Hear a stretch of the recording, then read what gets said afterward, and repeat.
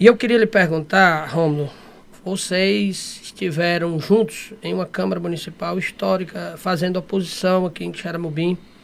Paulo Ferreira, que hoje é pré-candidato pelo Partido dos Trabalhadores, Rômulo Coelho, filho, e o saudoso Teodomiro Neto. Construíram naquele momento uma oposição muito sólida aqui em Xaramubim. E caminharam até poucos dias numa proximidade muito grande.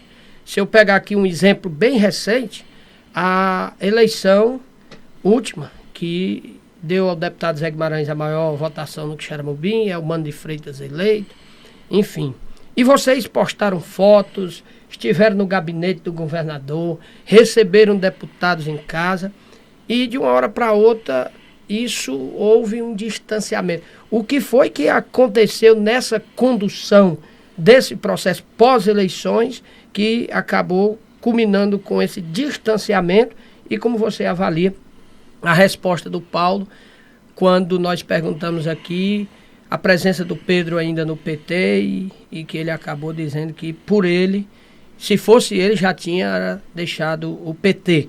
De uma aproximação para um distanciamento muito grande, o que realmente aconteceu e a população precisa muito saber. A gente pergunta, né? Eu quero deixar bem claro à população do meu apreço, da minha amizade, do meu bem-querer ao Paulo Ferreira, né? Uma grande pessoa, uma grande liderança política, um grande ser humano, você conhece de perto, né? Inclusive foi padrinho do meu casamento, ele e a Toinha, então a gente tem uma boa proximidade e algumas coisas que nos distanciaram, eu, na verdade, relatei a ele, né? Então, eu não tenho nenhum problema de trazer para cá, né? Então, primeiramente, até lamento o Paulo quando disse que não houve reciprocidade de nossa parte, porque até onde eu me lembro, eu voltei praticamente a minha vida toda, e um ou outro episódio não voltei no PT, né? Então, meu pai meu pai tem uma longevidade aqui municipal política parecido com a longevidade do Lula nacional, né? Que tem até essa discussão da longevidade, né? E já votava no Lula nos contornos contra o Collor, que o pai começou a política, era brisolista, né? E aí, no 98, o Brizola foi, se não me engano, vice do Lula. O pai já votou ali no primeiro turno. E eu comecei a votar em 2002, né? Na verdade, 2000 para prefeito, e em 2002 eu tinha 18 anos, sou de 84. E aí votei do Lula 2 vezes, votei no Zé Ayrton, votei no Mário Mamed, só aí já vai 4 votos pro PT, né? A gente convidou ele para ser um candidato a deputado, inclusive porque o pai já não queria disputar aquela eleição de 2016 e disse, Paulo, tu vai para 2014 deputado e tu é o nosso candidato a prefeito em 2016. Então houve esse fato, a gente nunca falou muito isso em público, mas ele sabe, se perguntar a ele, o Erivaldo, ele sabe que isso aconteceu, mas acabou não sendo candidato. Houve a aproximação dele com o Ciro por uma questão partidária, ele obedeceu, a gente compreende, faz parte, né? A política também é momento, né? Então, naquele momento a gente não tinha essa dificuldade de diálogo com o Ciro, hoje nós estamos no mesmo palanque, né? Estamos aí fazendo a nossa aproximação. Mas o que derruba um pouco esse discurso, que não havia reciprocidade, porque eu acredito que se eu convidasse, vocês fossem políticos, eu convidasse qualquer um para assumir um nosso grupo, ser candidato a deputado, ser um possível prefeito em 2016, eu acho que vocês não esqueceriam e traria até uma gratidão, né, por muitos anos, né? Então, o que é que aconteceu que nos magoou de certa forma e que nesse processo, só voltar um pouco 2022, a eleição do Elmano, que ninguém acreditava, nós estávamos lá, né? Também, assim, não é que ninguém acreditava, mas ainda começando a campanha, né, baixo nas pesquisas, ninguém imaginava que ganharia no primeiro turno, nós estávamos lá. E aí, 2022, a gente se reúne. A candidatura do Pedro 2020 faz com que esse grupo aumente. Pela primeira vez o Guimarães tira 10 mil votos, que Xarambim, eu acho que teve essa colaboração do partido ter dado um candidato a prefeito depois de 30 e tantos anos.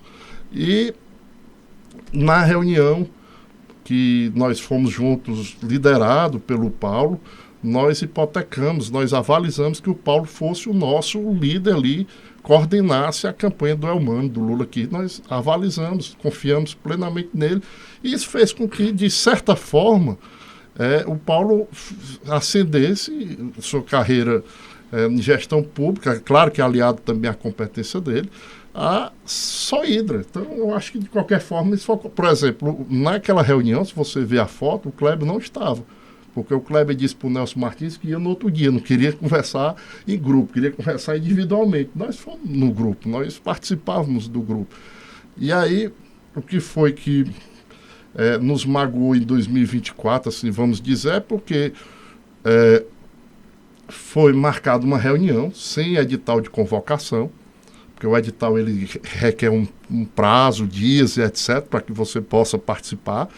Né? Era uma reunião que seria para preparar para uma plenária, uma reunião em agosto, antes do PT ainda colocar o seu calendário eleitoral nacional, que todo ano eles botam resolução sobre o calendário e tal. O calendário, se você olhar, só foi em setembro. Essa reunião foi em agosto, que ia preparar para uma plenária. E, de repente, essa reunião, só um instante, ela vira uma reunião de diretório para decidir uma pré-candidatura, que o Paulo avisa ao Pedro, 4 para 5 horas da tarde, o Pedro de plantão, não pode participar, pergunta a opinião do Pedro, o pessoal já quer me lançar a pré-candidato. Pedro, Paulo, eu acho que ainda não é hora, não é momento, isso aqui está atropelando o processo, tem muita coisa que a gente combinou de 2022 que ainda não se concretizou, eu acho que a gente tem que... não é um momento, no meu ver. Ele avisou o meu pai, às vezes eu, o pai e o Pedro, a gente tem uma sintonia muito boa, mas a gente passa às vezes um bocado de tempo sem se falar. A gente marca uma vez por semana para poder se colocar em dia. Então, o Pedro de plantão, o pai de plantão, não participa dessa reunião, não tem o direito de debater. O cara que foi candidato a prefeito em 2020, numa crise do PT, aí você chega em 2024, faz uma reunião sem o cara ter o direito de dar suas ideias, sem ter o direito de participar, e lança o Paulo pré-candidato, que eu fico sabendo no outro dia no Instagram. Então, houve uma crise, eu ligo para o Paulo, disse algumas coisas que eu pensava, né? Eu acho que você está excluindo o Pedro do processo, não é assim, vocês não vão tirar ele pela porta dos fundos e tal, porque a gente já também tinha um desgarre de um zum, de um ou outro dizendo que agora era a vez de um histórico, de um PT raiz, quer dizer, naquela época, em 2020, não tinha isso. Agora, então, a gente já tinha reclamado esse certo tratamento. Eu acho que é filiado, não existe filiado de primeira categoria, filiado de segunda categoria. Então, eu estranhei muito, vi uma nota dizendo que vai abrir uma comissão de ética contra quem foi contra, uma pré-candidatura, eu nunca vi isso. O Pedro foi candidato a prefeito, teve dirigente do PT que eu conheço que não votou no Pedro, que fez campanha para outros políticos, e não falaram em comissão de ética, não falaram em expulsar, não disseram que tinha que sair de uma candidatura. E com a pré-candidatura você vai ter toda essa pressão, quando ainda vai ser discutido em abril se isso vai concretizar em candidatura mesmo ou não. Então eu achei um tratamento diferenciado, achei que para quem está dizendo que vai fazer quer fazer um projeto que escute a população, que a população possa participar, e você não escuta o cara que foi candidato em 2020, eu tive essa diferença, expressei esse sentimento. Né? Teve algumas reuniões que, na hora da foto, colocaram, tanto que eu nem compartilhei e nem escrevi muito, mas colocaram união, mas na verdade eram reuniões que pareciam mais lavagem de roupa suja. Né? Depois, vamos bater a foto, todo mundo tem que mostrar que estamos unidos. Não, mas bem, eu não vou. Também tem hora que a gente cansa de brigar, mas já tinha dito o meu sentimento, disse pessoalmente, e estou dizendo aqui.